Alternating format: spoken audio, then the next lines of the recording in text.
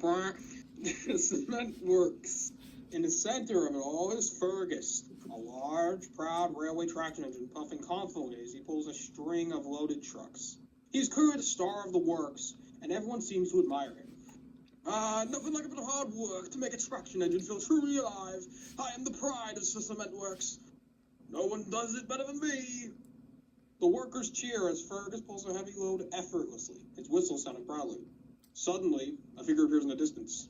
It's Stan Marsh, a scrappy, determined young boy because his father owns the cement works, Randy Marsh. He's watching Fergus with an intense gaze, his eyes full of curiosity.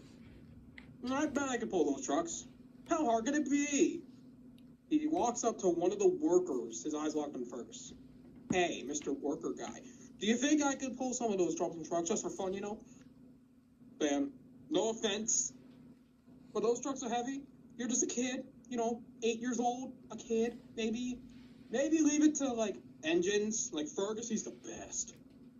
Yes, it takes strength, skill, and years of experience to handle those trucks. I don't think a young lad like you can manage. You might be strong, but you'll never match my power, boy. Well, there's one way to find out, right? The workers exchange, get skeptical glances.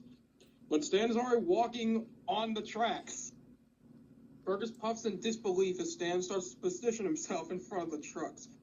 You think you can do what I do? You're out of your mind. This isn't a game, kid. But ignoring Fergus's words, Stan just attaches a fucking rope to the trucks. And surprisingly, he fucking pulls it with ease. Wait, what the fuck? He's doing it? Said a worker. Oh my fucking god, he is, said the other worker. Come on, trucks, let's fucking go. And he pulls them all across the yard and even up a fucking incline.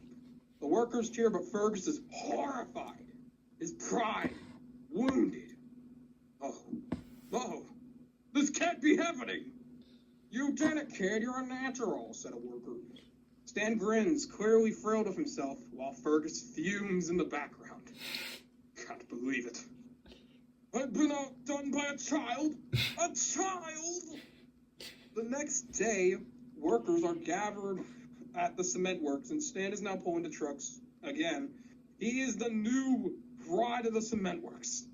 There's pictures all over the place, much to the dismay of Fergus. Just another day at the office, said Stan. You outdone yourself again. Fergus, you might have some competition here. No! This is a job.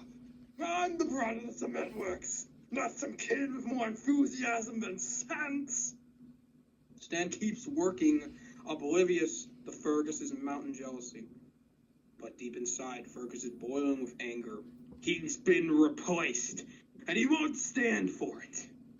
Fergus's jealousy turns to rage. Later that night, as the sun begins to set, Fergus puffs angrily in the yard. He's had enough of Stan's success. His thoughts are dark and vengeful. He can't take my place. I'll show them all. No one can replace Fergus' the traction engine, not even a brat like Stan. Fergus looks around.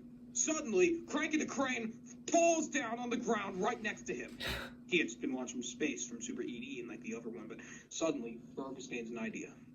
Cranky, my old friend, I need your help. It's time to teach Stan a lesson he'll never forget.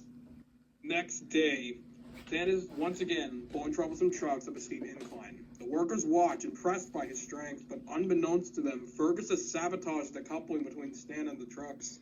And Cranky is hovering above. Hovering? Alright, trucks, we're almost there, just a little further. But suddenly, the coupling fucking snaps. The trucks careen out of control, rushing down the hill toward Fergus, who is standing helplessly in their path. No! But it's too late. The trucks slam into Fergus, pushing him violently into a nearby shed. The workers scream in horror as the loud crash rings through the yard. Dust fills the air. When it clears, Fergus is trapped inside the shed, lifeless. It's too late. He's gone. Stan runs over to the wreckage. What happened? Fergus! Stan stands on the wreckage of Fergus' shed, shaking. He looks up at the sky, and in the distance, Cranky is suddenly dropping down out of nowhere, crashing to the ground once again. As if he's fallen from the heavens. What the fuck was that? The workers stare in disbelief as the crane lies, crumpled, just as confused as Stan. The workers solemnly gather around the wreckage of the shed. Stan stands, head bowed, a deep sadness in his eyes. His new job comes with a heavy price. I didn't mean for this to happen. I didn't want to replace Fergus. I just want to prove I can do it too. Stan, you didn't cause this. It was just an accident. But I think I know what happened. It wasn't just a truck's Fergus. He wasn't ready to give up his position. Now we're left with nothing. The workers nod solemnly and rest in peace, Fergus. You were the true heart of the semester. He died? The end. He died?